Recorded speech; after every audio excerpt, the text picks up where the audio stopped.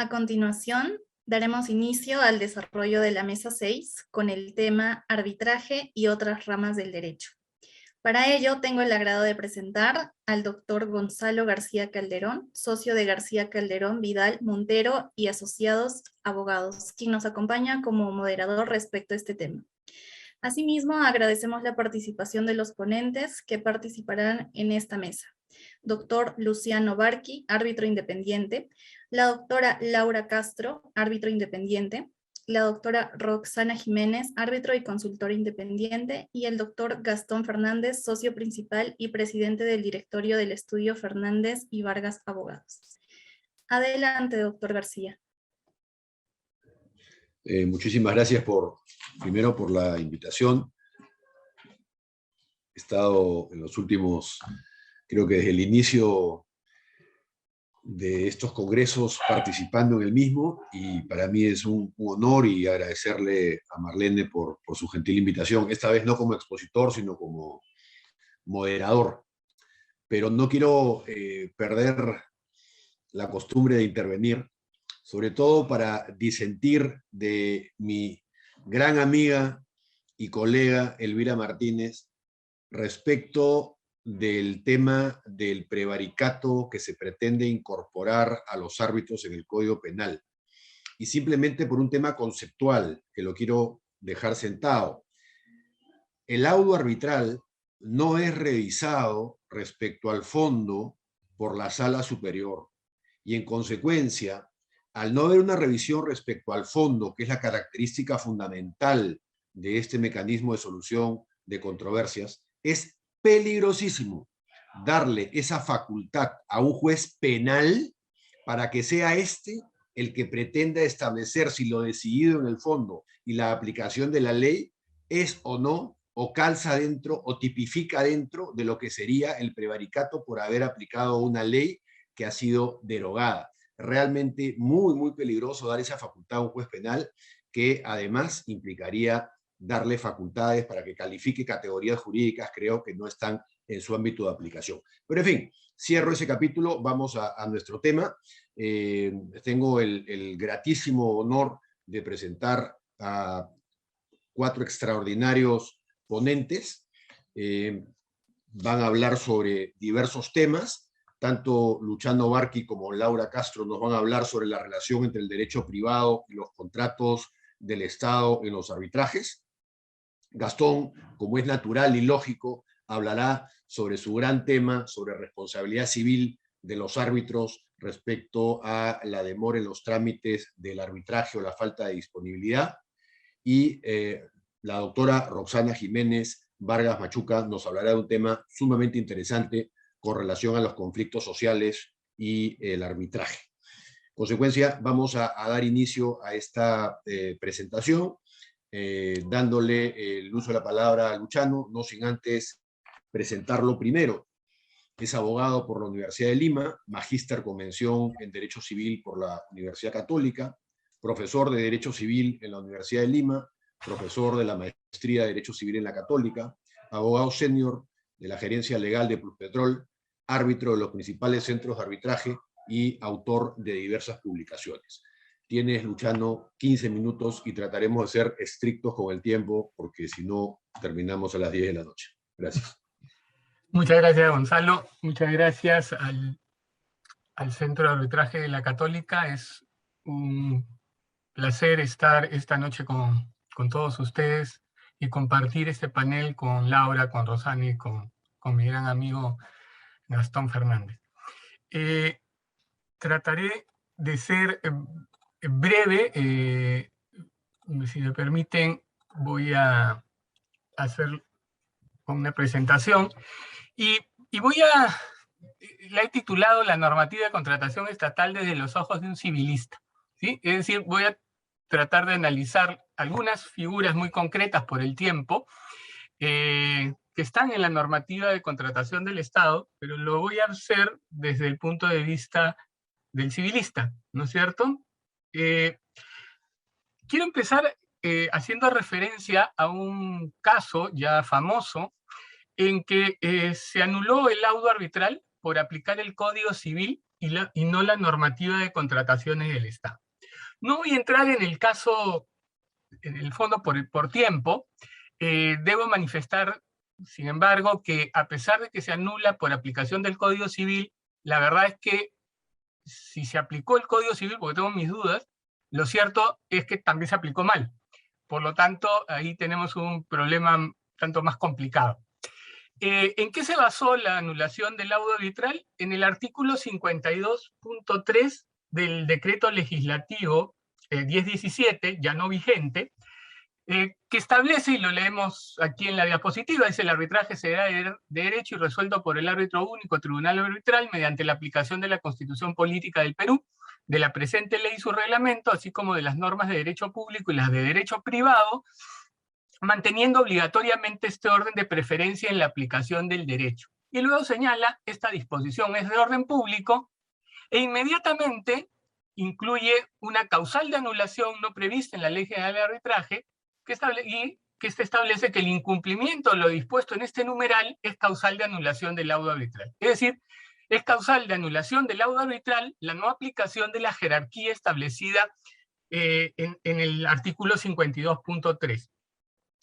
Este artículo ya ha sido derogado en la parte referida a la anulación, a la causal de anulación. Ya no está, pero mantiene la referencia a la disposición de orden público. Luego veremos, tengo mis serias dudas, que la solución de una antinomia suponga una norma de orden público. Particularmente creo que una norma no es de orden público porque el legislador así lo indique. Podrá indicar el legislador que la norma es imperativa, pero no indicar que es de orden público. Pero bueno, esa es la disposición del artículo 45.10. Lo que vamos a ver con esta solución, en realidad, es permitir que el juez ingrese a ver el fondo del asunto. Y eso lo veremos en un momento más. El reglamento también hace esa referencia, a las normas de derecho privado, y resalto que habla de las normas de derecho privado, entre las cuales está el Código Civil. Sin duda alguna, podríamos también discutir el caso del Código de Comercio, particularmente para el caso de la mora del deudor. Hay quienes, que por un grueso sector e importante sector de la doctrina, considera que en lo relativo a la mora del deudor se encuentra vigente el Código de Comercio, con lo cual también estaría dentro de este supuesto. Destacados juristas como Mario Castillo, como Gastón Fernández, coinciden con el hecho de que en la parte de mora hay dos regímenes, la del Código Civil y la del Código de Comercio todavía. Así que la norma de contratación del Estado permitirá esa discusión también, ¿no? En la norma del Código Civil también aparece el artículo 9 del título el título noveno, perdón, del título preliminar del Código Civil, que establece que el Código Civil se aplica de manera supletoria a las relaciones y situaciones jurídicas reguladas por otras leyes siempre que no sean incompatibles. Lo cierto es que la mayor o menor aplicación del Código Civil va a depender de cuán precisa o de cuánta norma aparece en la normativa de contratación del Estado. Es decir, a mayor regulación, menos aplicación supletoria. Si la regulación es exigua, obviamente habrá una mayor aplicación supletoria del Código Civil. Y este es en realidad el hecho de poder considerar que frente a las lagunas normativas, se aplicará supletoriamente el Código Civil. Pero el problema no solamente es frente a una laguna contractual y la aplicación supletoria del Código. El principal problema se presenta frente a una antinomia. Una antinomia supone que hay dos normas que tienen una misma fatispecie, un mismo supuesto de hecho, pero una consecuencia distinta. Es ahí donde se presenta el problema. Es decir, si la norma de contratación del Estado prevé un determinado supuesto de hecho y le da una consecuencia, y el Código Civil tiene para el mismo supuesto de hecho una consecuencia diferente, entonces es ahí donde se debe presentar el problema. La solución de la antinomia, una de ellas en todo caso, son tres supuestos de solución, pero una de ellas es la norma de especialidad. Por lo tanto, la norma especial va a aplicar sobre la norma general. En ese caso aplicaremos la norma de contrataciones del Estado sobre la norma del Código Civil. Pero para hacer eso, para poder determinar si se ha aplicado o no se ha aplicado la norma del Código Civil, el juez tiene que entrar al tema de fondo.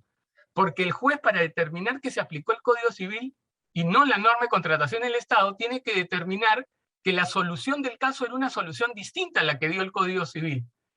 Por lo tanto, permitir o establecer como causal de anulación la no aplicación de la norma de contratación del Estado y aplicación del Código Civil supone permitirle al juez necesariamente entrar al tema de fondo. Y eso en realidad, desde mi punto de vista, es un peligro.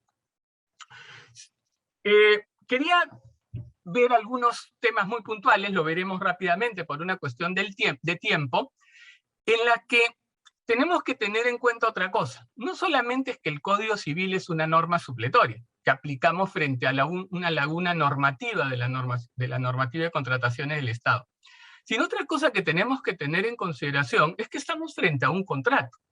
Un contrato es cierto donde hay un sujeto que tiene la condición de entidad o vinculada al Estado, pero eso no lo hace distinto a un contrato regulado por el Código Civil. Y de hecho, las instituciones que aparecen en la normativa de contratación del Estado son instituciones del derecho civil. Si hablamos de la resolución por incumplimiento, si hablamos de la mora del deudor, si hablamos de la cláusula penal, estamos dentro de figuras del derecho civil.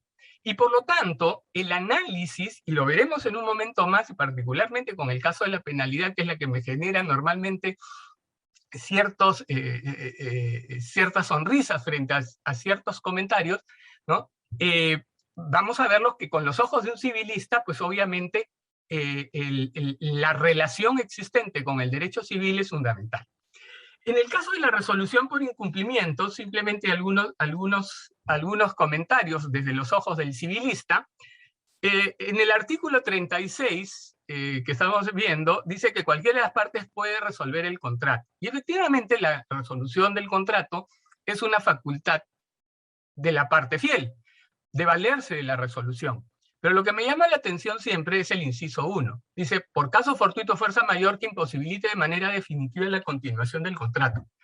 Y ahí sí la verdad que no llego a entender muy bien cómo es eso de que puede resolver el contrato, y no que el contrato se resuelva automáticamente como señala el Código Civil. Si el contrato, si la prestación, para ser más preciso, se torna imposible de manera definitiva, no hay posibilidad de que el contrato subsista. Por lo tanto, ese puede está de más. El contrato se resuelve automáticamente. Hay solo dos supuestos de resolución automática en el Código Civil. El supuesto de la imposibilidad sobreviniente y el supuesto de la condición resolutoria. Todos los demás supuestos son por iniciativa de la parte fiel. Pero entonces resulta curioso que en el caso de la imposibilidad por fuerza mayor, la parte fiel pueda, y reitero, no se resuelve el contrato de manera automática. Otras cuestiones que son particularmente curiosas es la referencia al incumplimiento injustificado. El OCE ha considerado que cuando se habla de injustificado se refiere a causa imputable, ¿sí? Sin embargo, desde el derecho civil, una cosa es que sea injustificado y otra cosa es que sea por causa imputable. Cuando lo vi por primera vez pensé, caramba, en la normativa de contratación del Estado no se requiere que la resolución sea imputable, sino que basta que sea injustificada, como dice un sector de la doctrina del derecho civil. Sin embargo, cuando uno analiza algunas opiniones del OCE, el OCE considera que es injustificado, es un supuesto de causa imputable. Por una cuestión de tiempo, permítame pasar al tema de las penalidades, que es un tema que particularmente me ha llamado siempre la atención en materia de contrataciones del Estado. Es muy común en los procesos de contrataciones del Estado encontrar estas afirmaciones. Primero, que se declare la ineficacia o la nulidad de las penalidades aplicadas y descontadas que ascienden a la suma de tanto. Primera afirmación. Segunda afirmación, de ampararse la primera pretensión, se ordena el reembolso de la suma en las cuales fue descontada las valorizaciones. Y el tercero es el procedimiento de imposición de penalidades. En cuanto a lo primero, que se declare la ineficacia o la nulidad de las penalidades aplicadas, pues me llama la atención siempre porque no veo cómo se pueda declarar la ineficacia y la nulidad de las penalidades. Podrá ser nulo e ineficaz el pacto de la penalidad, pero no la penalidad que se aplica. La penalidad podrá ser exigible o no exigible. Podrá significar que uno esté en desacuerdo o considerar que no se ha dado el supuesto de hecho para poder darle lugar a la aplicación de la penalidad. No se ha dado la lesión de crédito prevista. Pero no es un supuesto de ineficacia y nulidad, porque no se está discutiendo si el pacto de la penalidad es válido o ineficaz. Solamente la ineficacia y la nulidad se puede referir a un acuerdo, es decir, a un acto jurídico, a un negocio jurídico, como queramos llamarlo, pero no es el supuesto de la penalidad. El segundo supuesto supone que cuando se aplica una penalidad se está haciendo una suerte de retención, y eso no es así. Cuando se aplica la penalidad, en realidad lo que se está haciendo es descontando, ¿no es cierto? Se descuenta de las valorizaciones desde el punto de vista del derecho civil, se está compensando. Alguna vez también discutía con algún colega con relación al hecho de la compensación, porque por ahí hay una norma en el Código Civil que no se puede compensar deuda del Estado, pero que no es el supuesto al que se refiere, no es el caso de la compensación prevista en la ley de contrataciones, que no se le llama compensación, se le llama descuento, pero finalmente vamos a aplicar camina como pato, grazna como pato, es un pato, ¿no es cierto? Es una compensación, nos guste o no nos guste, y por lo tanto, si la penalidad finalmente no fue correctamente aplicada, lo que se debe hacer es pagar lo que se pagó de menos, ¿no es cierto? No es un reembolso, no es que se haya retenido algo. Y finalmente el tema del procedimiento. Esto es algo que particularmente siempre me llama la atención. Se discute normalmente, el contratista discute normalmente que no se ha seguido el procedimiento, que se ha afectado su derecho de defensa, no se le ha dado la oportunidad de defenderse respecto de la penalidad que ha sido aplicada. Y me llama la atención porque, curiosamente, en la noción de sanción, cuando el OCE y algunos organismos reguladores hacen referencia a la cláusula penal, utilizan en sus informes las normas del Código Civil. Sin embargo, paradójicamente, resulta que por ahí encuentro que dice, de acuerdo a la función sancionadora, ¿no?, se aplican las penalidades, digamos, ¿no? El tal organismo tiene la función de aplicar las penalidades. ¿Qué función sancionadora? La penalidad no es una sanción, no es un procedimiento sancionador el que se aplica la penalidad. Y el mecanismo de defensa es precisamente el convenio arbitral. ¿Para qué se ha previsto el convenio arbitral? Si el contratista considera que no correspondía la aplicación de la penalidad, para eso tenemos el convenio arbitral. No es necesario un determinado procedimiento. Es cierto que en la figura de las otras penalidades, por ahí habla del procedimiento. Pero fíjense ustedes, ¿qué significa establecer un procedimiento en las otras penalidades? ¿No es acaso una suerte de cláusula escalonada? Es decir, que antes de ir al arbitraje a discutir si la penalidad estuvo bien o mal aplicada, no se debe discutir previamente si la penalidad se aplicó bien, no fuera de sede arbitral. Me parece que estamos más cerca a una cláusula escalonada que a un procedimiento sancionador. De hecho, la penalidad no es una sanción, ¿no? Por eso hasta ni siquiera cuando se utiliza el verbo imponer no me gusta mucho, porque en realidad no se impone la penalidad. Si se da la lesión de crédito prevista, la penalidad se hace exigible. Ese es el supuesto, y la discusión puede estar simplemente en el hecho, dice, si se dio o no se dio el supuesto hecho, si se dio o no la lesión de crédito, o si es imputable o no es imputable. Esa es la discusión, pero no es un tema de nulidad, no es un tema de ineficacia, es un tema de exigibilidad, ¿no es cierto? Y la otra cuestión, y con esto termino, es con el tema de la reducción de las penalidades en la normativa de contrataciones del Estado. Se suele pedir la reducción de la penalidad en función del artículo 1346 del Código Civil. Y he escuchado algunos comentarios respecto a que no sería aplicable la reducción de la penalidad porque es la propia norma la que establece la fórmula de la penalidad. Es decir, legalmente se ha establecido la penalidad y por lo tanto, si legalmente o reglamentariamente se establece la penalidad, no sería posible la reducción. Pues bien, yo creo que es todo lo contrario. Es precisamente porque legalmente se establece la penalidad, es que es posible que la penalidad sea excesiva. Y probablemente es lo más común que sea excesiva. ¿Por qué razón? Porque si la penalidad en su función sustitutiva implica una determinación anticipada de los daños y perjuicios, veo muy difícil que se me pueda decir que aplicando una penalidad que es igualita, una fórmula para aplicar la penalidad que es igualita para todos, variando solamente el monto del contrato, se me pueda decir que se ha determinado anticipadamente los daños y perjuicios. Eso es imposible, ¿no es cierto? Entonces, es mucho más probable que la penalidad que se aplica de acuerdo al reglamento tenga una función punitoria que una función sustitutiva. Y es en la función punitiva donde puede existir precisamente la manifiesta, el hecho de que la penalidad sea manifiestamente excesiva. Es en ese supuesto y no en otro. Y de hecho muchas veces se aplican penalidades por la no presentación de un informe, donde es evidente que el daño no existe. Ahora, no necesita existir un daño para que exista una penalidad. De hecho, la penalidad cumple una función disuasiva. Y por lo tanto, la penalidad, sin duda alguna, puede y podría ser mayor, efectivamente, al daño real sufrido. Pero, insisto con esto y con esto acabo, desde el punto de vista del derecho civil, no cabe la menor duda que precisamente porque tenemos una penalidad establecida bajo el reglamento, es donde es mucho más probable que la penalidad sea excesiva. No digo manifiestamente excesiva, pero excesiva probablemente sí lo sea. Habrá que analizar en cada caso si lo es. Si es manifiestamente excesivo, como dice alguna norma por ahí, groseramente excesiva. Con lo cual, desde mi punto de vista, no cabe ninguna duda que sí es posible la reducción de la cláusula penal en función de la norma del Código Civil. ¿Sí?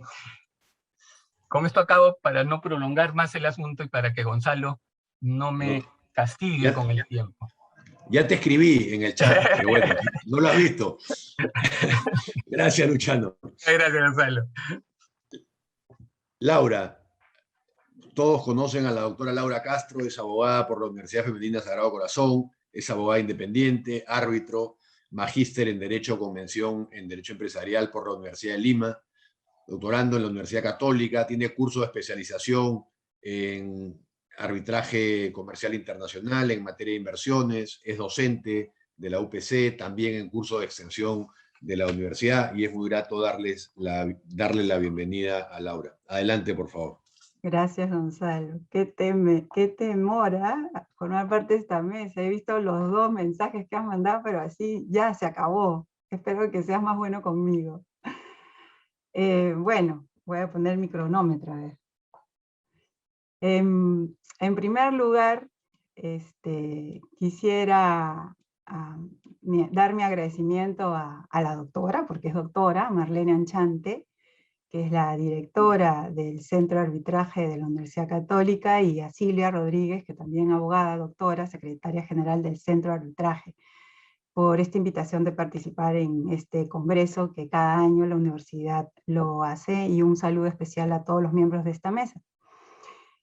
A ver, referirnos a la relación entre los contratos del Estado y los contratos de derecho privado implica, yo diría, ingresar a un mundo así de enormes alcances y muchas aristas, ¿no?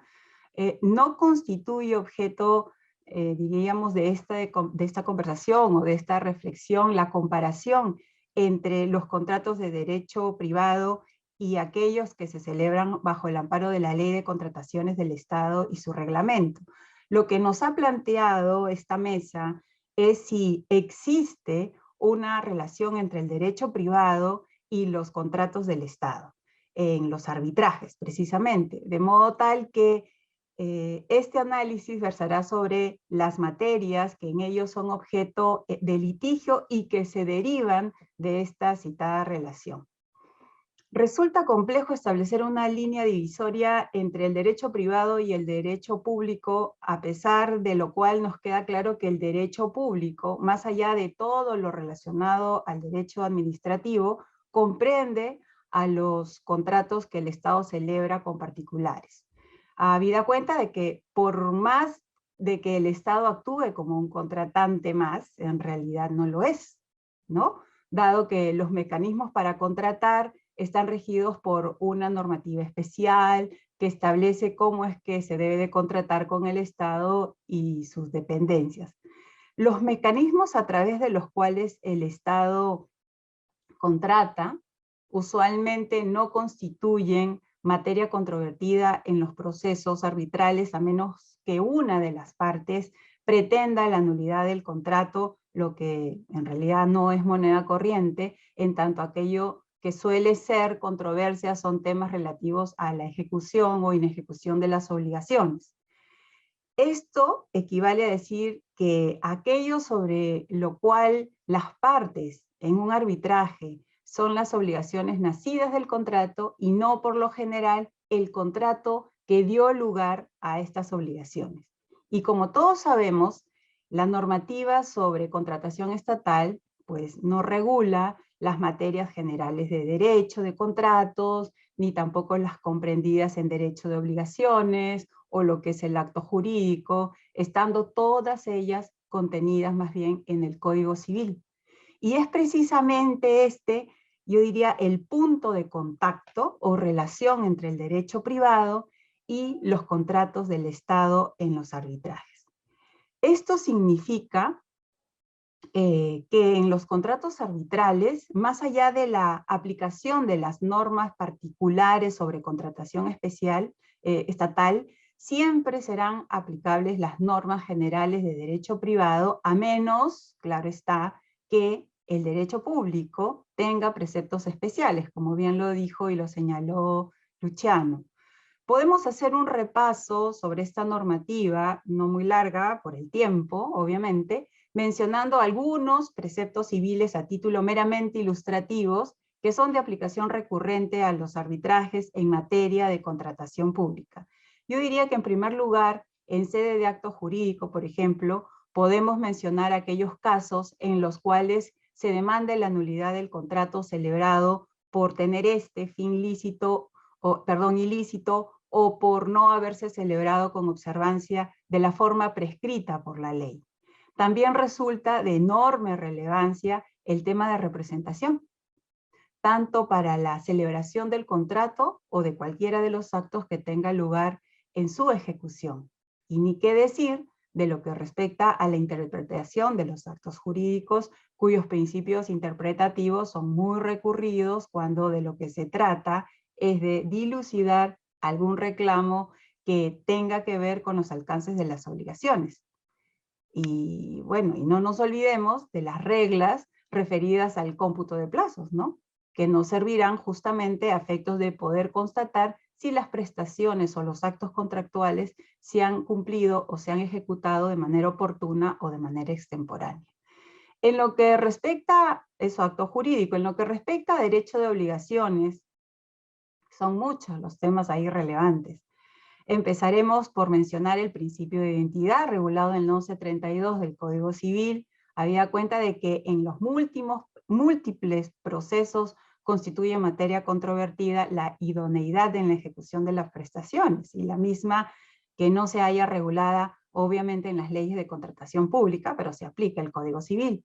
Y lo propio podemos decir del deber de conservación del bien, que tiene todo proveedor de bienes o ejecutor de obras hasta que ellos entreguen justamente a la entidad contratante estos bienes. Y no cabe duda también de que se aplican a los arbitrajes con el Estado todo lo relativo a la teoría del riesgo, 1138 del Código Civil y siguientes, en casos los bienes que se tenía que entregar se pierdan después de celebrado el contrato, pero antes de la entrega de los mismos. Aquí los principios son idénticos en derecho privado y en derecho público, en derecho de contratación pública, rigiendo como regla general el periculum es debitoris en caso de pérdida de los bienes sin culpa de las partes, ¿no? El riesgo, quien corre el riesgo de la pérdida de la contraprestación es el deudor. Y en buena cuenta, si nos detenemos a observar, son aplicables a los contratos del Estado todos los principios generales de las obligaciones de dar, hacer, de no hacer, y naturalmente respetando siempre las normas especiales que hubiera para cada caso en concreto. Y en sede estatal, el Estado suele contratar con un solo sujeto, pero cuando contrata con un consorcio, la responsabilidad de las empresas consorciadas frente a la entidad estatal será de carácter solidario, ¿no? Eso lo encontramos en el tubo, el 3225, motivo por el cual resultarían aplicables pues los principios establecidos en el Código Civil. Ahora, el reconocimiento, lo referente al reconocimiento de las obligaciones, por ejemplo, si bien aplicable a la contratación estatal, en la práctica no tendría mucha relevancia en la medida que los contratos que celebra el Estado constan por escrito, y salvo naturalmente pues que el contratista o el Estado hubiesen negado su existencia. Y también vemos el tema de la transmisión de las obligaciones. Ella no constituye, por ejemplo, una regla general en materia de contratación pública, salvo naturalmente que el contrato permitiese transmitir la calidad de acreedor a un tercero, lo que no ocurre en sede de contratación pública. El pago, otra figura de obligaciones que constituye la ejecución de la prestación debida, lo que se entiende así tanto en derecho privado y en derecho público. No hay dos acepciones diferentes. Y en razón a ello, todas las obligaciones asumidas por los contratantes con el Estado y aquellas que asume el Estado justamente con estos primeros deben ser pagadas rigiéndose por los principios civiles de identidad, integridad, localización y oportunidad, que son los principios que rigen al pago. Ahora, nótese por lo demás que en sede de contratación pública, los márgenes que tienen las entidades públicas con respecto a flexibilizar estos principios en realidad son verdaderamente reducidos, a diferencia de la contratación privada, debido a que las leyes de la materia tienen que ser inflexibles porque hay un resguardo del interés del Estado. En cambio, entonces, en los contratos estatales no se podría celebrar, por ejemplo, pues una dación en pago o una novación, ello a menos de que las partes hubieran celebrado una adenda contractual. Siempre en sede de pago debemos decir que la regla es las obligaciones contractuales que asume el Estado peruano se rigen por el principio del nominalismo, lo que equivale a que se deberá el número de unidades monetarias pactadas.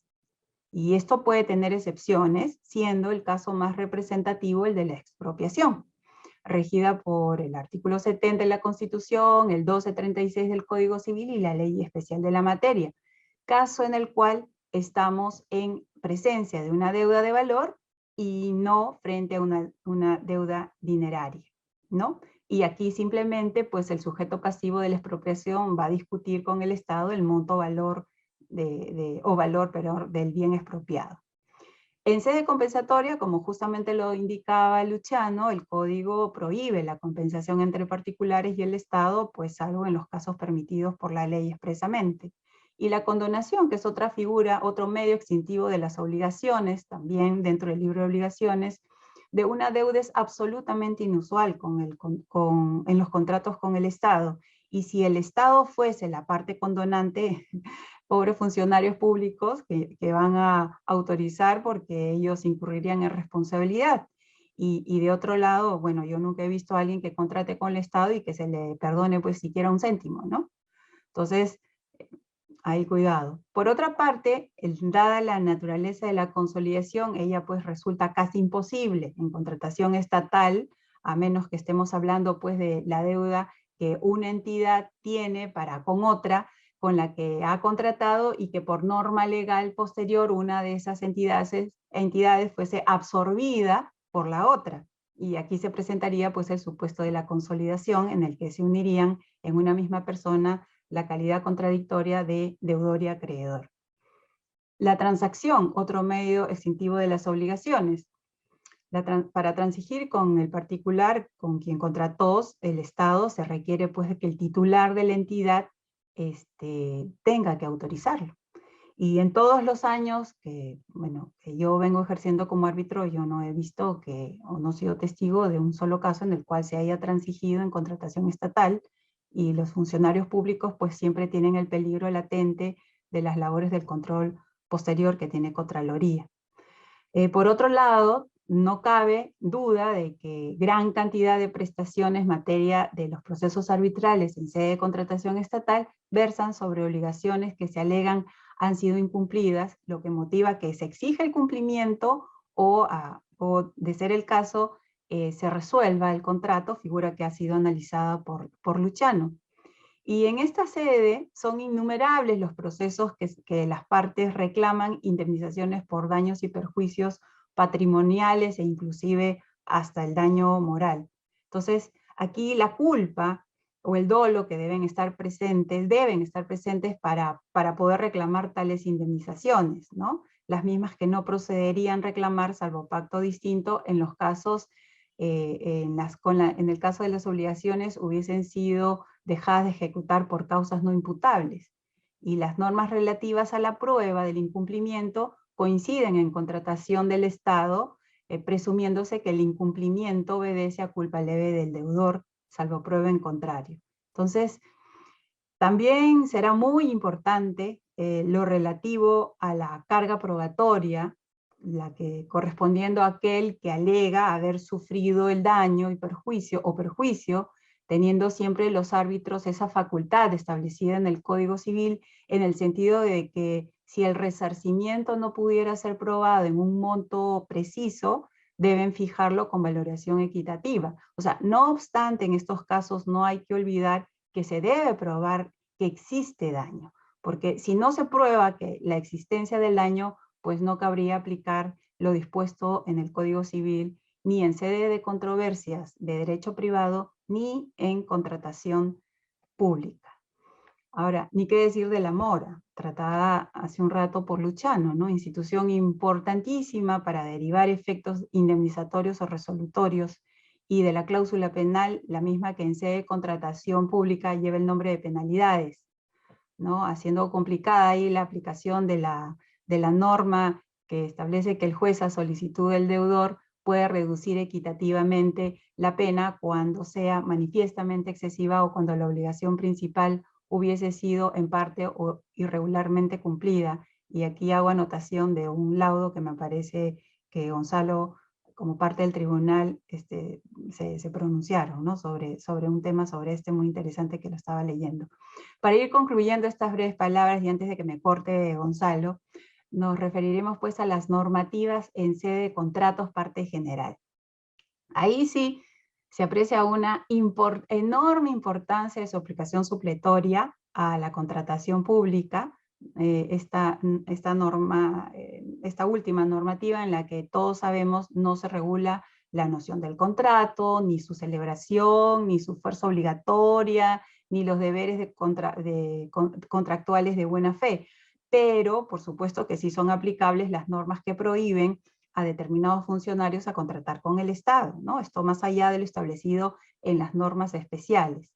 Y hay temas muy importantes, y aquí yo prefiero no pronunciarme al respecto, porque justo tengo un proceso en el que tengo que manifestarme al respecto, pero sí debo decir que hay temas muy importantes sobre los que se discute su aplicación en contratación pública, como son la regulación y remedios de los contratos con prestaciones recíprocas, tales como la excepción de incumplimiento y la excepción de caducidad de término, ¿no? Son temas, digamos, muy discutibles, respecto a los cuales prefiero no pronunciarme. Y por otro lado, tenemos los remedios resolutorios en sus diversas formas, y las cuales se deben de ajustar, como señalaba Luchano, a los mecanismos resolutorios previstos en las leyes de la materia. Y también resultan de aplicación a la contratación pública la excesiva onerosidad de la prestación, que dicho sea de paso, resucitó a raíz de la pandemia, y las obligaciones de saneamiento, en especial las relativas a los vicios ocultos que se encuentran o que encuentran especial tratamiento dentro de lo que es el contrato de obra. Y bueno, y ni qué decir pues de los preceptos especiales de contratos típicos, naturalmente, a menos que ellos se opongan a otros particulares, ¿no? Entonces, y hay varias figuras, ¿no? El de la caducidad, etcétera. En realidad, como vemos, hay una relación entre el derecho privado y los contratos del Estado en los arbitrajes, ¿no? Esta relación es fuerte, es abundante, pero ya yo sé que no debo hablar más, y sin duda podríamos hablar más, y cumpliendo la oportunidad del contrato, de mi obligación, perdón, dentro del plazo, cedo la palabra a Gonzalo, habiendo cumplido, me he pasado en 2 minutos, discúlpame Gonzalo, pero No, no, está perfecto. No, no, al contrario, gracias. No, no por nada que nada. ver. Le toca el turno al doctor Gastón Fernández Cruz. Él es abogado, graduado en la Facultad de Derecho de la Pontificia Universidad Católica del Perú, magíster en Derecho Civil por la misma universidad, profesor principal de Derecho Civil en la Facultad de Derecho de la Católica, en los cursos de Responsabilidad Civil y Derecho de las Obligaciones, director de la Maestría en Derecho Civil en la Escuela de Graduados de la misma Casa de Estudios. Ha sido presidente del último grupo de trabajo que se encargó de la revisión del Código Civil peruano y, por supuesto, es árbitro nombrado y forma parte de la lista de árbitros de diversos centros de arbitraje de nuestro país y autor de numerosos artículos en revistas especializadas en nuestro país y en el extranjero. Adelante, Gastón, por favor. Buenas noches. En primer lugar, para agradecer como siempre, a mis buenas amigas Marlene Anchante y Silvia Rodríguez por la invitación. Siempre es un placer participar en estos congresos de arbitraje, del Centro de Arbitraje de la Pontificia Universidad Católica del Perú, o del Centro de Análisis y Resolución de Conflictos, para hablar con propiedad. Y obviamente, un placer compartir mesa con mi querido amigo compañero de promoción, Gonzalo García Calderón, árbitro además renombrado, y con, obviamente, mis amigos y también compañeros de diversos tribunales arbitrales, como son, pues, Luciano Barqui y Roxana Jiménez, ¿no? Y a Laura, que no he compartido, pero que obviamente nos conocemos ampliamente. Bien, en realidad el tema que yo voy a tratar es un poquito más amplio, pero conciso, sobre lo que era el título que dijo Gonzalo, ¿no? En realidad yo pensaba hablar muy, digamos, conciso sobre la responsabilidad civil del árbitro y finalmente sí debe ser ubicada entre la responsabilidad funcional o la responsabilidad profesional. Y esto es importante, ¿por qué? Porque a raíz de el artículo 32 de la ley de arbitraje, como sabemos, es el artículo que se pronuncia sobre la responsabilidad civil de los árbitros, señala literalmente que la aceptación obliga a los árbitros y, en su caso, a la institución arbitral a cumplir el encargo, incurriendo, si no lo hicieren, en responsabilidad por los daños y perjuicios que causaren por dolo o culpa inexcusable. Y esto ha llevado a que un sector de la doctrina arbitral peruana sostenga que básicamente la limitación de responsabilidad que contiene la ley de arbitraje es una que en rigor, digamos, excluye en todos sus aspectos a la culpa leve que pueden incurrir los árbitros en la tramitación de un arbitraje. Yo sostengo siempre que finalmente el derecho civil es tan importante porque es transversal a todo lo que es finalmente las materias del derecho, ¿no? Y este es un tema justamente puntual donde se ve que normalmente quien no conoce derecho civil puede llegar a estos equívocos en una afirmación como la realizada. Y me explico, salvo que finalmente se fundamente en la teoría jurisdiccional o la teoría jurisdiccional del arbitraje. Limitar la responsabilidad general del árbitro en materia arbitral a la culpa leve, perdón, a la culpa grave o al dolo, en realidad es básicamente tomar la imagen del árbitro como si fuera casi un funcionario, o sea, la responsabilidad del juzgador funcionario, por llamarlo así, ¿no? Y esto, en realidad, como sabemos, no es así, y peor aún, cuando hay algunos digamos, personas que escriben sobre arbitraje, que optan por la teoría contractualista y, sin embargo, afirman la limitación de la responsabilidad estrictamente de los árbitros al dolo y culpa grave. Y me explico. Como sabemos, el modelo de lo que es el juzgador funcionario es obviamente propio de la responsabilidad civil de los jueces.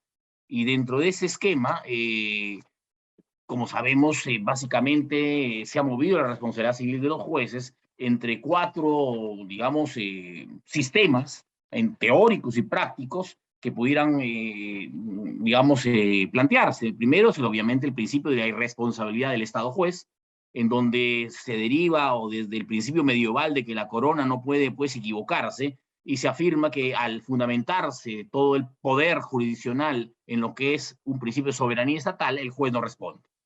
Curiosamente, en el arbitraje internacional, paralelamente, es una regla también, digamos, aceptada, sobre todo en el common law, pero también en países del civil law, en el arbitraje internacional, afirmar la inmunidad del árbitro, ¿no? Aun cuando la evolución ha ido justamente hacia aceptar estrictamente la responsabilidad del árbitro hacia los supuestos o de dolo exclusivamente o dolo culpa grave.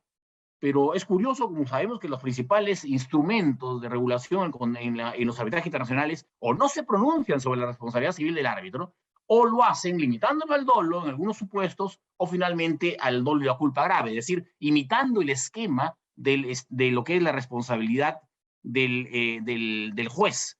Y bueno, claro, por razones distintas, se dice que básicamente puedes hacer responsable al árbitro, coactaría su libertad de actuación, etcétera, etcétera. Dentro del esquema, entonces, de que estamos hablando, por ejemplo, sabemos la ley NUDMI, que es finalmente la ley modelo que inspiró la ley de arbitraje, no se pronuncia sobre la responsabilidad civil de los árbitros. Sí lo hace el reglamento, y limitándolo estrictamente a lo que es la actuación, dice, si mal no recuerdo, en la regulación, dice que, en los casos de falta intencional, el artículo 16 del reglamento NUDMI, en su versión de 1976, dice que, salvo falta intencional, en la máxima medida que permite la ley aplicable, las partes renuncian a cualquier reclamación contra los árbitros. Entonces, les decía que este esquema, que base o parte de lo que es el principio de la irresponsabilidad del juez en la responsabilidad básicamente judicial, en el propio sistema de la responsabilidad judicial ha avanzado hasta hacia admitirse la responsabilidad estrictamente o exclusiva del Estado, que puede recurrir contra el juez en casos de dolo o culpa grave, o inclusive la responsabilidad concurrente entre el Estado, juez y el magistrado, por siempre culpa y dolo, culpa grave y dolo en forma exclusiva. Y le decía que sostener esto en la ley de arbitraje peruana, por lo menos si yo sostengo, entre comillas, si alguien sostiene, mejor dicho, una tesis contractualista, es absolutamente inconsistente.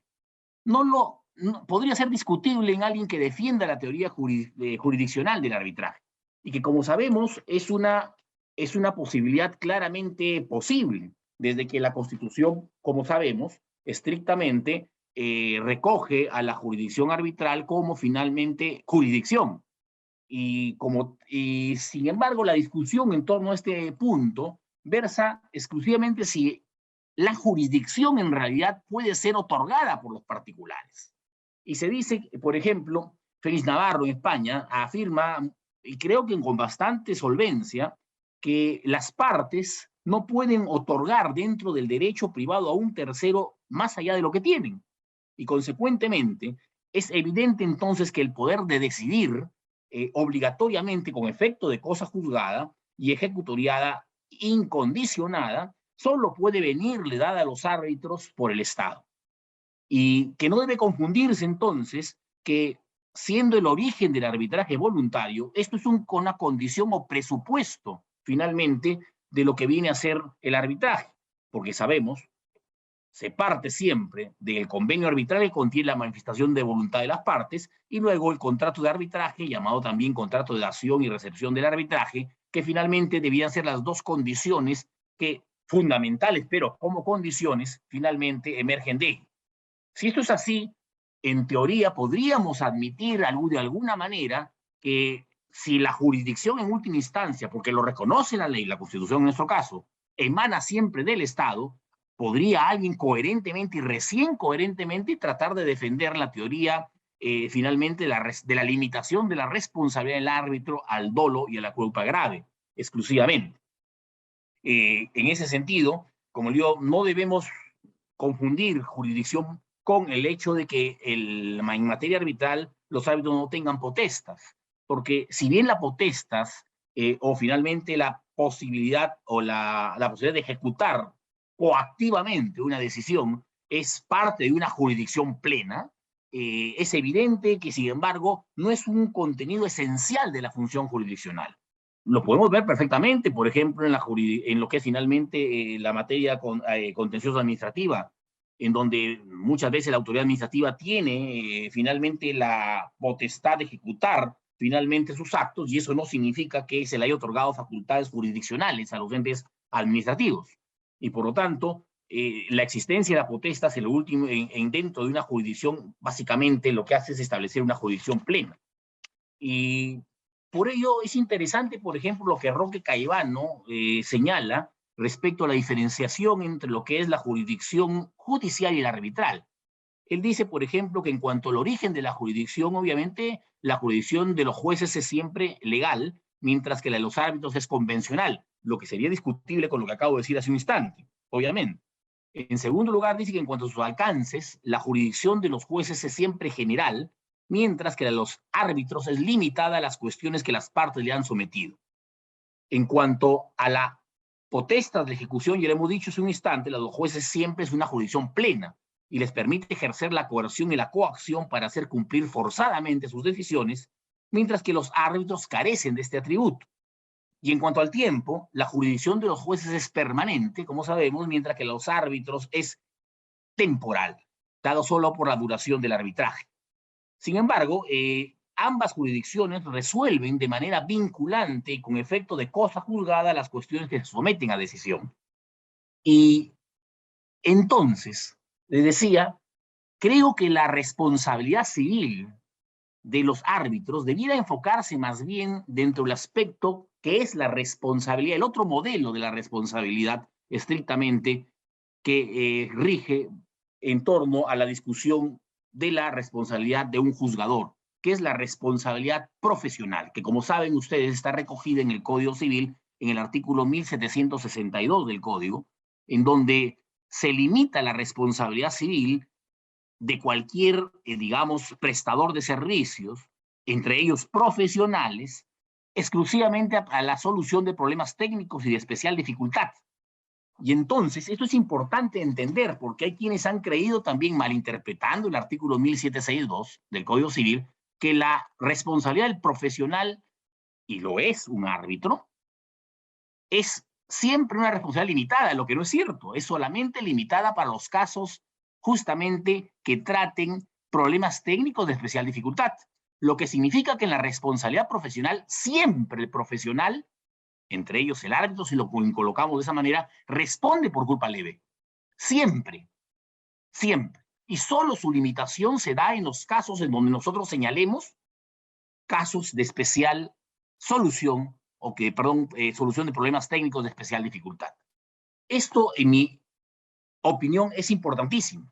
Fíjense, el lunes va a ser materia de una sustentación, una excelente tesis del bachiller Cristian Basaldúa Chincha en la Universidad Católica, que justamente trata sobre la responsabilidad de los árbitros. Me permite la parte porque a mí es un chico excelente que trabaja en mi oficina y ha hecho una tesis de arbitraje que muy pocos hacen, ¿no? Normalmente no se hace una tesis de arbitraje. Así que los invito a que la escuchen el día lunes porque va a ser sumamente interesante. Pero les decía que lo que estamos hablando es importantísimo justamente porque ello va a permitir entender que entonces el artículo 32 de la ley de arbitraje no puede entenderse como una limitación de responsabilidad que excluya siempre a los supuestos de culpa leve. Y entonces podemos ensayar, en los pocos minutos que me queda, Gonzalo, te prometo que no me voy a pasar, podemos ensayar una visión general, que es la que hace, por ejemplo, este chico Cristian Basaldúa de su tesis. Todos los supuestos que podemos imaginar en la tramitación de un arbitraje son supuestos de solución de problemas técnicos de especial dificultad. Y la respuesta es claramente un no. Un no. O sea, podríamos establecer, y él lo hace, por ejemplo, un elenco de diferentes hipótesis donde podemos tratar problemas de responsabilidad del árbitro. Podemos hablar, por ejemplo, los casos de los errores sustantivos en el laudo, el pronunciarse sobre situaciones no arbitrales, los defectos o falta de motivación del laudo, la vulneración al trato igualitario entre las partes, la renuncia injustificada de uno de los árbitros, el incumplimiento del deber de revelación, el vencimiento del plazo para laudar, la vulneración de la confidencialidad por parte de un árbitro, el impedir la participación de un árbitro en la deliberación del tribunal, la delegación de labores propios del árbitro a terceros, actos de corrupción, obviamente, y entre ellos el retraso injustificado de las actuaciones arbitrales, que es el tema que finalmente se me planteó como pregunta y que lo dejo justamente al final en el último minuto que me queda. Y es que estrictamente, si ustedes comparan situaciones como los actos de corrupción que responden claramente a dolo, o finalmente supuesto de vencimiento del plazo para laudar que digamos, retrata claramente una situación de culpa grave, el retraso injustificado puede dar lugar perfectamente a una aplicación de la culpa leve en la responsabilidad del árbitro, no necesariamente una culpa grave o dolo. Esto tendría que analizarse de acuerdo a las circunstancias como se analiza la culpa dentro del Código Civil peruano por disposición del propio Código Civil, es decir, como culpa inconcreto. Y esto es importantísimo, como les digo, y con ello me acerco a concluir, porque me acerco a los 15 minutos con mi cronómetro, de señalarles entonces que es, en mi concepto, un grave error entender el artículo 32 de la ley de arbitraje en una limitación absoluta de la responsabilidad de lo que es finalmente el árbitro, solo la culpa grave y al dolo.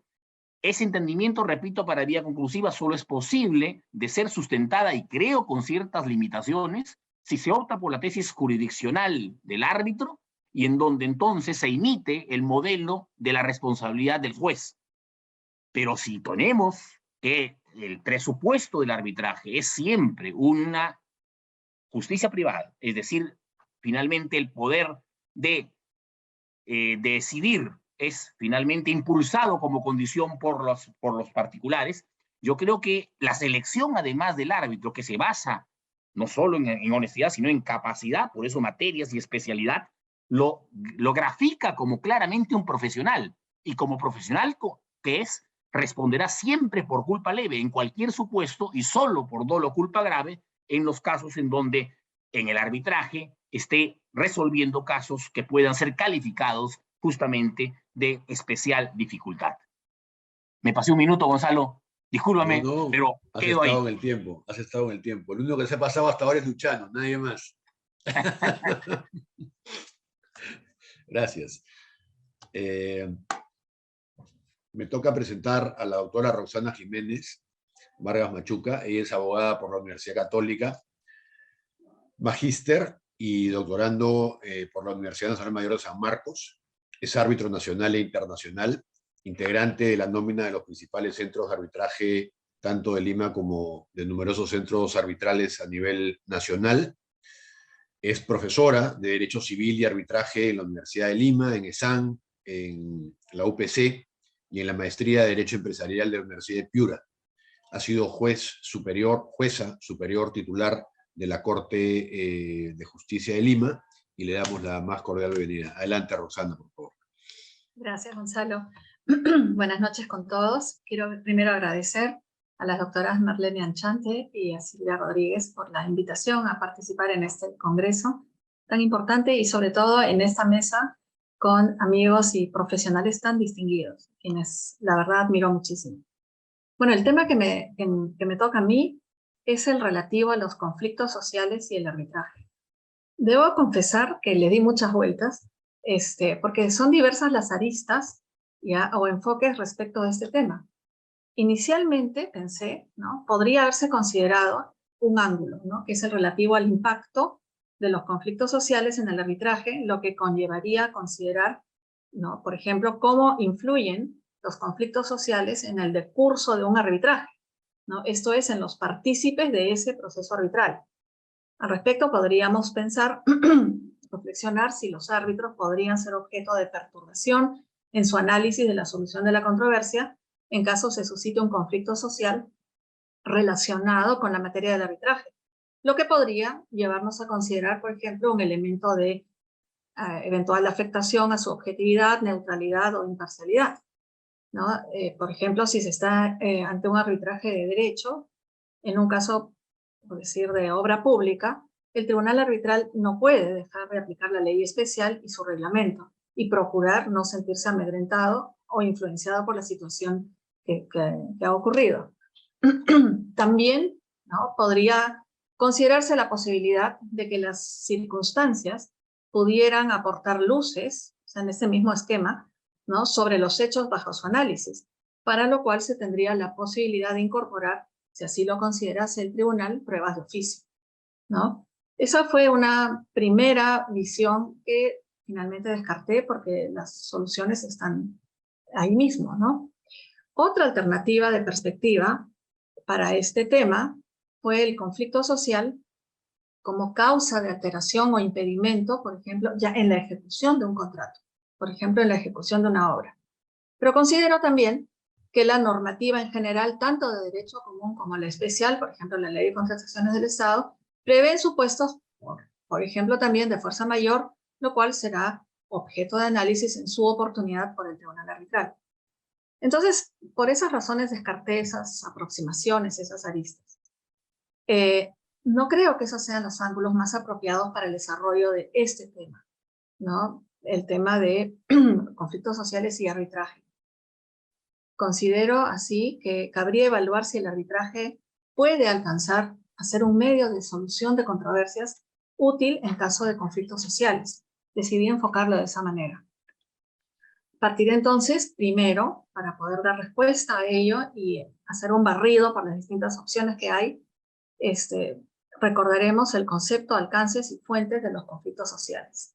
Según la Organización de Naciones Unidas, el conflicto social es la falta de acuerdo entre dos o más personas. La Defensoría del Pueblo, por su parte, señala que el conflicto social es un proceso complejo en el cual sectores de la sociedad, el Estado y o las empresas perciben que sus posiciones, intereses, objetivos, valores, creencias o necesidades son contradictorios, creándose una situación que podría derivar en violencia. La complejidad de los conflictos está determinada por el número de actores que intervienen en ellos, la diversidad cultural, económica, social y política, las formas de violencia que se pueden presentar o la debilidad institucional para atenderlos, entre otros elementos. Se ha señalado que el conflicto social se refiere a la actuación de diferentes sectores interdependientes cuyos objetivos, intereses, valores o necesidades se contraponen y que en general implica exigencias relacionadas, por ejemplo, con contaminación, mala prestación de un servicio, interrupción del transporte o exigencia de derechos, así como la generación de acciones que pueden significar una amenaza a la gobernabilidad y el orden público. Entre los elementos objetivos se enumeran los siguientes: recursos tangibles que están en disputa, comportamientos y acciones de las partes o actores contra el otro, impactos y consecuencias materiales de los conflictos sociales, cuestionamiento a la institucionalidad y la normativa.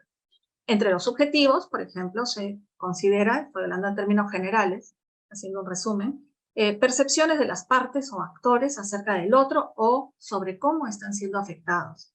Las emociones de las partes o actores sobre cómo se sienten y expresan su insatisfacción y la valoración o importancia que le dan las partes o actores al recurso que está siendo afectado.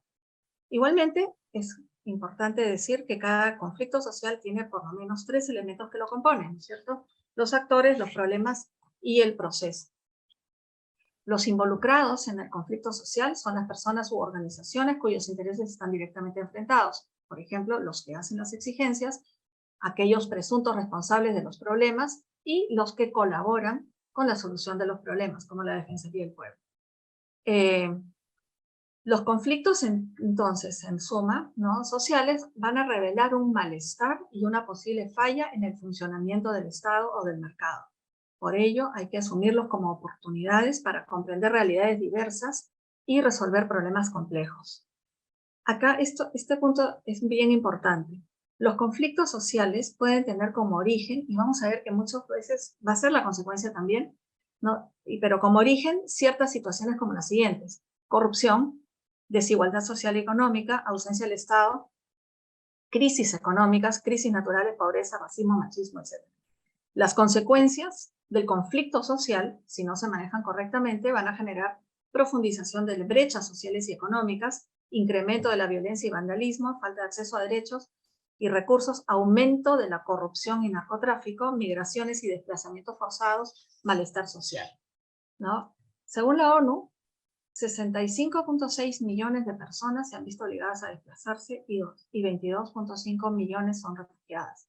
Casi 20 personas de media deben abandonar sus lugares de residencia cada minuto debido a conflictos sociales. La Defensoría del Pueblo en su reporte 208 de junio del año pasado, señala que existen 193 conflictos sociales en el Perú, de los cuales casi el 70% corresponde a conflictos socioambientales relacionados con la minería. Bueno, sabemos, ahora vamos a aterrizar en el arbitraje, sabemos que el arbitraje, tal como está diseñado en la ley de arbitraje, apunta a resolver controversias privadas, en principio, ¿no?, de derechos de libre disponibilidad y sobre todo también con controversias comerciales. Si bien el dar solución a controversias, aún en casos de este tipo, siempre, al menos aunque sea tangencialmente, va a aportar a la paz social, la pregunta es respecto de estos otros conflictos, con otra envergadura y naturaleza. Aquí cabe mencionar que el arbitraje en materia de contrataciones con el Estado fue un paso adelante para alcanzar celeridad, especialización y por tanto eficiencia en controversias que, si bien se da entre el Estado y una contraparte contratista, es respecto de un contrato, por ejemplo, de obra, servicio o compra pública. Eso es un bien de la comunidad.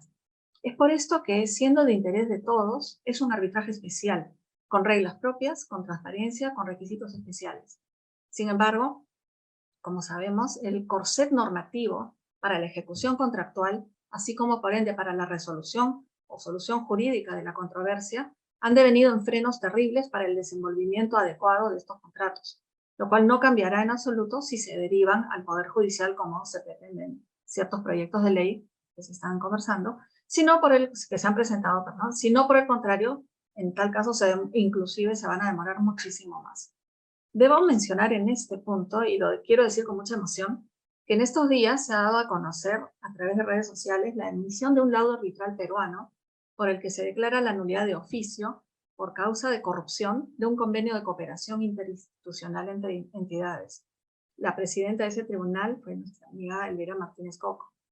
Esto constituye un paso de gran relevancia en la lucha contra la corrupción, que es, como he descrito, fuente de conflictos sociales, así como también consecuencia de ellos. La corrupción genera un círculo vicioso, nefasto para la sociedad, genera desaliento, frustración y enardece a la población. Es un cáncer social que espero no esté en el Perú en metástasis. Que en un laudo arbitral los árbitros tomen el toro por las astas y, de acuerdo a derecho, se nieguen a ser un eslabón más en la inmunda cadena de corrupción, legitimando actos originarios que han lesionado de modo frontal el orden público, es no solo alentador, sino que contribuye a la paz social, legitimando además a la institución arbitral. Quiero hacer una mención muy breve al arbitraje popular. El tiempo, no quiero que me gane. Gonzalo, ¿me avisas, por favor, cuando me falten 4 minutos? ¿Sí? Porque se me va a pasar.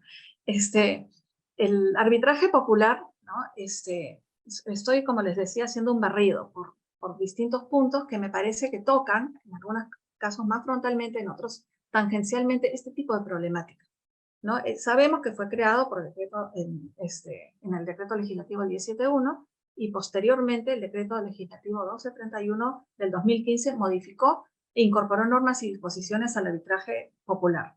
Se reglamentó, ¿no?, en el año 2008, buscando crear un mecanismo alterno de solución de conflictos al alcance de todos, a bajo costo, aunque reconociéndose que la materia que trataría principalmente sería la civil, ¿no? Se ha señalado que este arbitraje, en su exposición de motivos, se creó para fortalecer el derecho al acceso a justicia de todos los ciudadanos para la solución de sus controversias a costos adecuados. Y en el único artículo que le dedica, ¿no?, en la modificación de la primera disposición final del decreto 1071, legislativo, materializa el interés nacional plasmado en el articulado primigenio.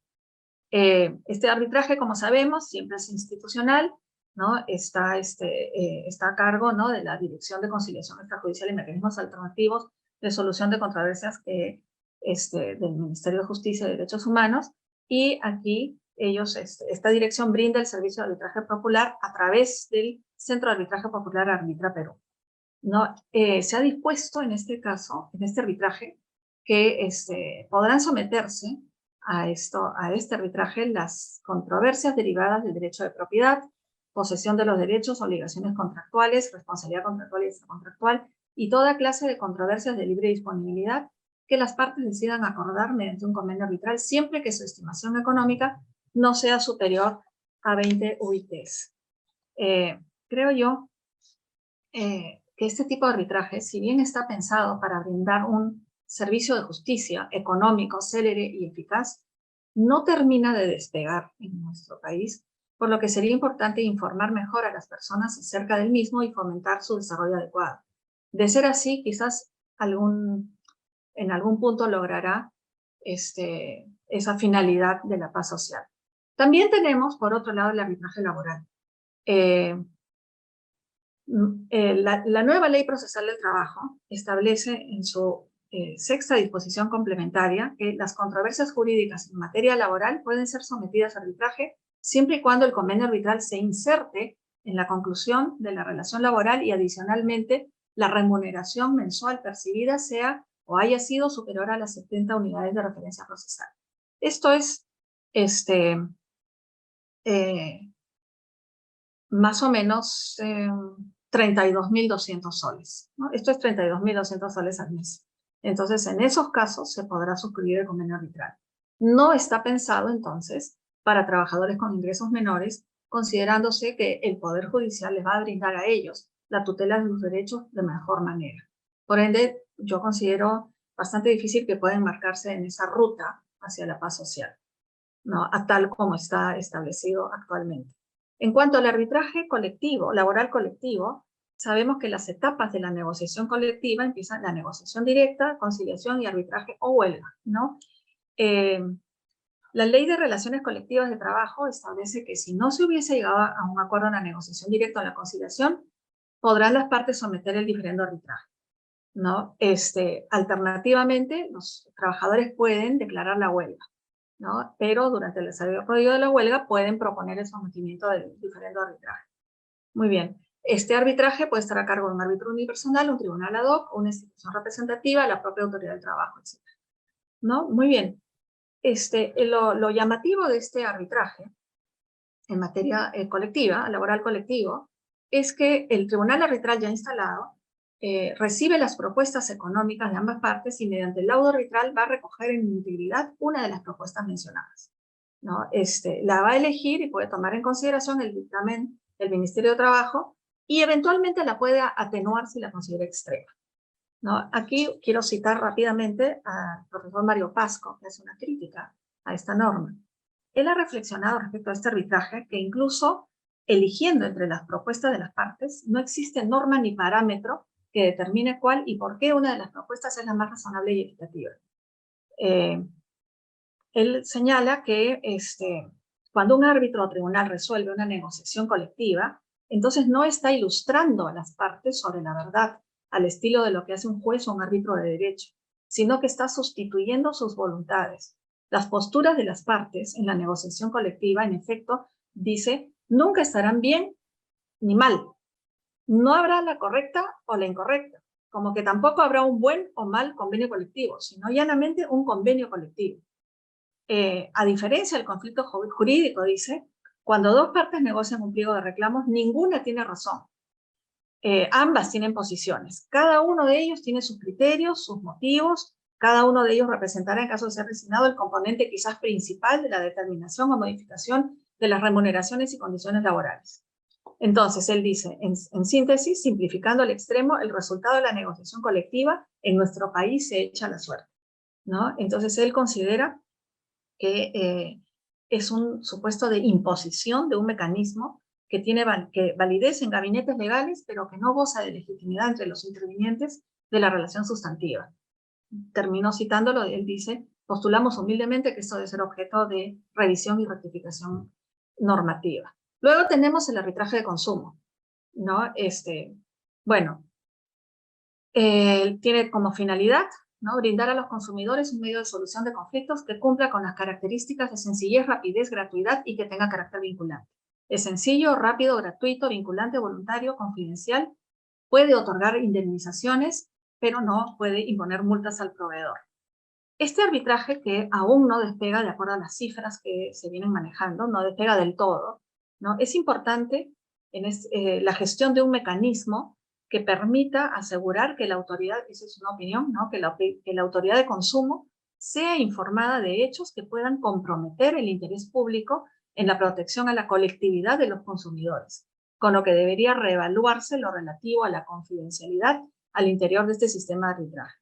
Finalmente, y acá hago cita del profesor Diego Cabrera Araujo, él señala que es necesaria una labor conjunta entre el Indecopil, las administraciones públicas, las asociaciones de consumidores y los gremios empresariales para promover el arbitraje de consumo entre la población, otorgar valor al distintivo propio del sistema y garantizar el acceso a la justicia de todos los consumidores. Finalmente, ya con esto cierro, no sé, Gonzalo, ¿cuánto me queda? Ya te escribí el tiempo, pero cierra. Quiero cerrar porque me encontré una propuesta que me parece muy interesante, que está claro para poner sobre la mesa. La propuesta es del profesor Renzo Valdés. Con esta propuesta él ganó el Premio Nacional de Minería que organiza Perumín en la categoría legal y tributaria. Su propuesta es de un arbitraje de conciencia para resolver conflictos sociales en minería. Parte él de la realidad de que los conflictos sociales generados en torno a la minería en el Perú paralizan la actividad minera y producen pérdidas millonarias. Su pronta solución, por supuesto, es clave para todos. Él considera con acierto las soluciones tradicionales han resultado poco eficientes. Entonces, este arbitraje que él ha concebido para estos casos se basan en principios de equidad y justicia más que en normas legales. Él señala que los numerosos conflictos entre las compañías mineras y las comunidades aledañas a la zona de exploración o explotación o extracción de minerales no tienen legislado un procedimiento de resolución, como sí sucede, por ejemplo, ante una huelga en materia laboral, pese a la magnitud e importancia que representa la actividad minera en nuestro país. Él considera que el recurso del diálogo, ¿no?, en base a su experiencia, porque él se dedica a esto, entre las compañías mineras y comunidades campesinas suele frustrarse, lo que desencadena en medidas de fuerza, por lo que se pide al final la intervención del gobierno, y así él señala que se politiza y se mediatiza el conflicto y se agrava. Para él, al Estado le corresponde trabajar en acciones preventivas y tener presencia en las zonas más alejadas y recónditas del país a las que solo llega la minería. Él señala que en las comunidades existe una desesperanza adquirida desde hace muchos años producto de un Estado ausente. Entonces, se trasladan, ¿no?, a las compañías mineras, producto de esto, estas promesas incumplidas de los políticos, lo que hace inviable muchas veces la actividad. Entonces, su propuesta se basa en solucionar el conflicto ya suscitado cuando se ha materializado la medida de fuerza y se ha suspendido la actividad minera, ¿no? Por ejemplo, y se ha llegado al bloqueo de vías de acceso y de otras acciones fuera del marco de la ley, ¿no? Bueno, él señala, y con esto ya ahora sí acabo, que el arbitraje que propone es de conciencia y reciprocidad en minería, que permita a la compañía minera y a la comunidad campesina resolver el conflicto oportunamente para evitar el perjuicio económico. Él considera que de esta manera ninguna de las dos partes pierde. Cada una obtiene lo que iba a recibir a través del diálogo de manera equitativa y objetiva, sin intervención del Estado. Bueno, esto ya es un pequeño paréntesis, me hace recordar el caso de Berkeley, que ya no hay tiempo de contarlo, ¿no? Pero que efectivamente, justamente todo este conflicto social dirigido por este señor Anduviri hizo que finalmente hubiera una reacción del Estado que generó todo un problema mayor aún y que terminamos en el Perú en un CIADI que perdimos, ¿no? Eso es lo que ocurre. Entonces, bueno, él propone, ¿no?, que cada una de las partes puede elegir a quien le parezca. Por ejemplo, a la comunidad puede ser el sacerdote, algún dirigente por el lado de la compañía minera, a un ingeniero de su confianza o a su jefe inclusive de relaciones comunitarias, y entre ellos dos elegir designar al presidente, ¿no? Y bueno, él señala que habría, ¿no?, luego de que las partes presenten sus alternativas de solución a estos conflictos, el tribunal luego va a tener una audiencia pública y debe equilibrar las alternativas de las partes, hacerlas coexistir, aplicando un análisis económico para que ninguna de las dos partes pierda y se logre la solución del conflicto. Evidentemente, no, esto es un resumen muy apretado de todo ese trabajo, ¿no? Pero él dice también que evidentemente para que esto funcione y no sea una utopía, se va a necesitar, por supuesto, una concientización y capacitación, ¿no?, en las comunidades y en las empresas, ¿no?, sobre este medio de solución de controversias. Bueno, no tenemos, para terminar ahora sí, una regulación sobre procesos colectivos, y no lo tenemos desarrollado, no lo tenemos regulado, ni siquiera para el Poder Judicial está suficientemente regulado. Y acá yo coincido con esa opinión de Luciano Barchi Campuzano, que sí, él señala, ¿no?, y me gustó mucho el trabajo que leí, que él escribió, ¿no?, que en este ámbito falta aún mucho camino por recorrer en el Perú y que se debería desarrollar no solo la regulación, sino también la experiencia y la jurisprudencia, ¿no?, en el ámbito judicial, y para empezar ahí luego con la experiencia en sede arbitral sobre estos conflictos. Bueno, eso sería todo. Muchas gracias. Perdóname por haberme extendido tanto. Muchísimas gracias a todos los expositores, siempre tan útiles y con claridad y profundidad en sus exposiciones. Este panel ha finalizado. Les agradezco mucho a todos ustedes por su presencia y le doy el pase a Marlene.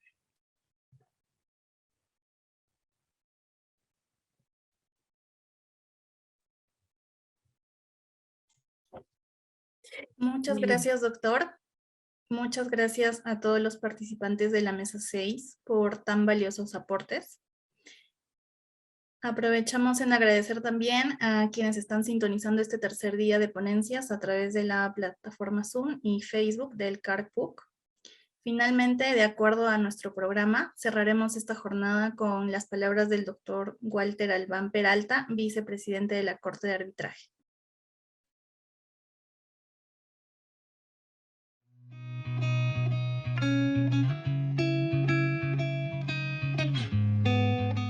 Muy buenas noches. Llegamos así entonces al final de estas jornadas que han sido intensas y muy interesantes, que han tomado las tardes y noches desde el día miércoles hasta hoy viernes. Sin duda, hablar sobre las cuestiones relativas al arbitraje, a la mediación y a las juntas de resolución de disputas constituyen siempre temas de actualidad y en los cuales vale la pena compartir ideas y reflexiones. Ahora bien, el que se haya realizado este 16º Congreso Internacional por parte del Centro de Análisis y Resolución de Conflictos de la Pontificia Universidad Católica del Perú ya es un mérito en sí mismo, porque marca una continuidad y una permanente preocupación por ampliar la reflexión en torno a estos temas. Sin embargo, quisiera referirme ya en esta parte última a algún aspecto concreto de lo que se ha abordado y tiene que ver con el arbitraje, que sin duda resulta ser una experiencia muy particular en el Perú y que tiene un seguimiento, como sabemos, internacional. Y es que el arbitraje en este contexto está, diría yo, no solo afrontando retos, sino amenazas, ¿no? Y por tanto es fundamental que se puedan evaluar propuestas que tiendan a hacer frente a estas amenazas exitosamente. De allí que varias, por ejemplo, de las iniciativas que han sido planteadas en las distintas mesas merecerían una concreción. Y creo que en esto habría que tener especial cuidado en el rol que le corresponde a las instituciones. Un ejemplo de estas amenazas tiene que ver con una proliferación de instituciones arbitrales que nadie controla en este momento. Y de allí que sería interesante promover esfuerzos de las instituciones serias, las instituciones que están preocupadas tanto por el avance en términos de competencias y de eficiencia en el arbitraje, como sobre todo por lo que le da sustento a esto, que es la integridad, el respeto de valores y reglas éticas. Creo entonces que estas instituciones debieran hacer un esfuerzo especial por trabajar en conjunto. Y en ese trabajo, ¿por qué no examinar? ¿Por qué no evaluar lo que ha funcionado y lo que no ha funcionado bien hasta el momento? ¿Por qué no llevar adelante nuevas reglas éticas pero compartidas, nuevos reglamentos y mecanismos para el seguimiento de esto que puedan ser también para aplicación en cada uno de estos centros, que tendrían de esta manera esta suerte de autorregulación para promover también estándares más elevados en materia de integridad que eviten que otros puedan tratar de aparecer como si tuvieran las mismas apreciaciones, los mismos compromisos. En fin, hay mucho que se puede decir sobre esto y no es esta la oportunidad para explayarse. Pero creo que cuestiones de esta naturaleza y también, por supuesto, promover iniciativas en materia de políticas públicas, en arbitraje o en mecanismos alternativos de solución de conflictos, o tener opinión o incidencia importante en aquellas iniciativas que puedan plantearse, por ejemplo, en espacios como el Congreso de la República, son algunas de las cuestiones que podrían hacerse de manera más eficiente en forma conjunta.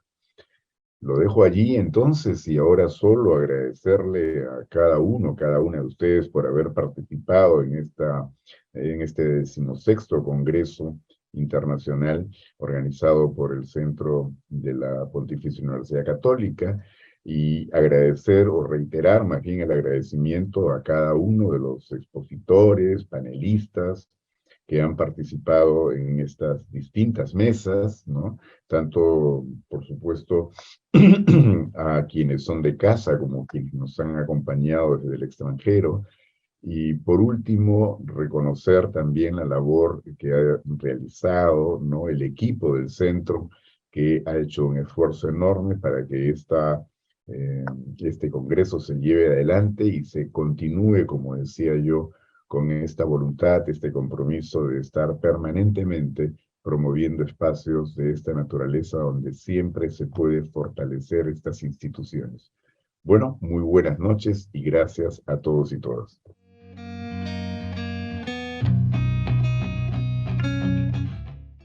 Quizá la doctora Marlene quiera dar unas palabras finales para cerrar esta jornada. Y bueno, quisiera aprovechar para agradecer los 2 paneles que se han presentado el día de hoy. Sinceramente, estamos dando mucho énfasis, mucho interés en cada uno de los temas que aquí se han desarrollado. Esperamos que el Congreso haya satisfecho las expectativas de todos los que nos han acompañado durante estos 3 días. Y como siempre, los esperamos el próximo año y en las diversas actividades que nosotros venimos realizando como Centro de Análisis y Resolución de Conflictos. No quiero quitarles mucho más tiempo, han sido 3 días agotadores. Muchas gracias a cada uno de los moderadores y ponentes. Un fuerte abrazo a cada uno a la distancia y buenas noches a todos. Hasta luego. Chao, hasta luego.